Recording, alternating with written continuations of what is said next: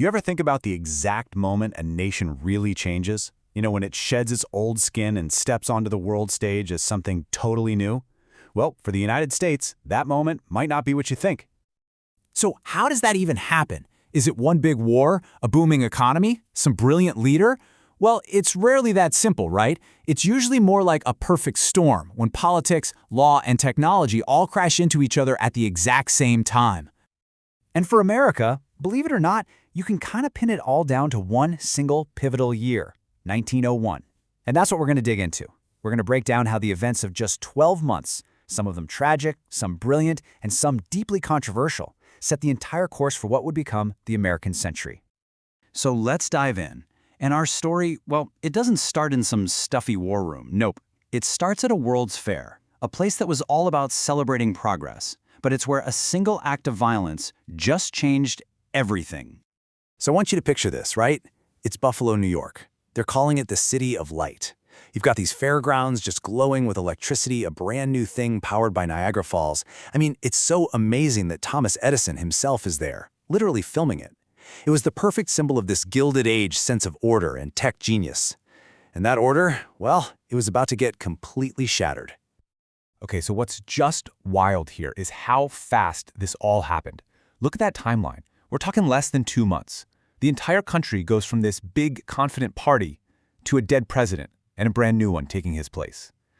This wasn't just some handoff of power. It was a violent, shocking jolt into a totally new era. So that was the assassin's reason, right? He saw himself as a champion of the working people. But the new administration under Roosevelt, they didn't see it that way, not at all. They immediately framed it as an attack on the government itself. And you know that narrative? It was the perfect excuse to crack down on any kind of radical thinking and really expand federal power, all in the name of security. And this right here, this shows you the political earthquake that just rocked the country. You go from President McKinley, who was like the poster child for Gilded Age conservatism, big business, high tariffs, government stays out of it, to Teddy Roosevelt. This guy was a force of nature, an activist, a reformer. And the old guard conservatives, they absolutely could not stand him. So a single bullet didn't just kill a president. It basically killed an entire political era and kicked the door wide open for the progressive movement. Okay, so you've got this new, energetic president shaking things up. But he wasn't the only one. At the very same time, other parts of the government were busy rewriting the rules for America's role in the world. Let's shift gears and look at the Supreme Court, because in 1901, they basically drew up the legal blueprint for an American empire. All right, I know, doctrine of territorial incorporation sounds like a mouthful, but stick with me, because the idea is actually pretty simple and super important. After the Spanish-American War, the U.S. suddenly had all this new territory, places like Puerto Rico and the Philippines, and the big question was, hey, does the Constitution follow the flag? Basically, do people in these new places get the same rights as Americans? And in 1901, the Supreme Court's answer was a big, complicated, kinda, but not really.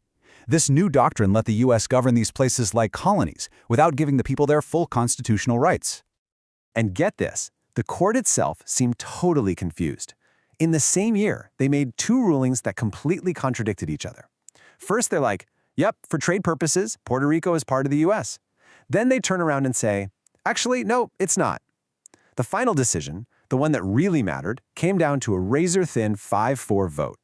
And that's what created this whole new legal gray area of an unincorporated territory.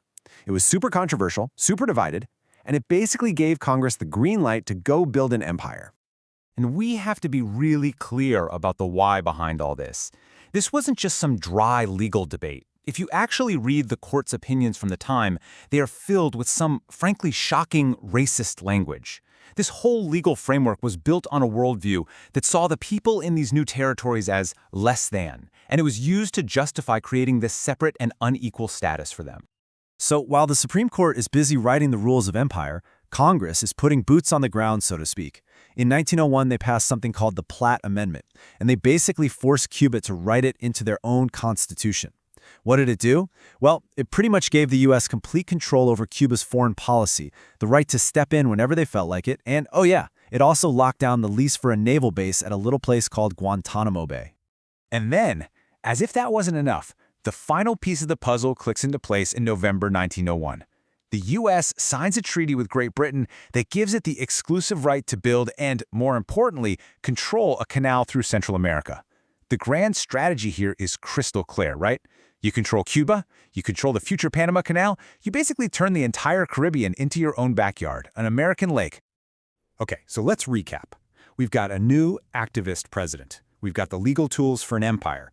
But a superpower needs more than that. It needs an engine, right? It needs muscle. So let's talk about the third pillar that was built in 1901, America's absolutely mind-blowing economic and technological power. Check this out. In February 1901, the legendary financier J.P. Morgan orchestrates the biggest corporate deal the world had ever seen. He merges Andrew Carnegie's massive steel empire with all its competitors. And the result?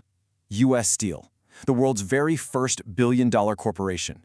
I mean, we're not just talking about a big company here. This was a symbol of industrial power on a scale that was literally unimaginable before this. And this is where we get the great paradox of 1901.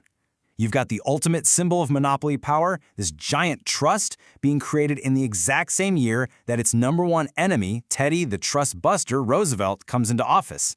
It's just perfect, isn't it? U.S. Steel instantly became target number one for this new progressive push to regulate big business. And at the exact same time, there's another revolution happening, but this one's on the factory floor. In 1901, a guy named Ransom Olds patents the first ever automotive assembly line. And just look at the numbers. It's insane. Production of his car just explodes, shooting up by more than 500% in just 1 year. This right here is the birth of mass production. It's the start of the entire American consumer economy as we know it.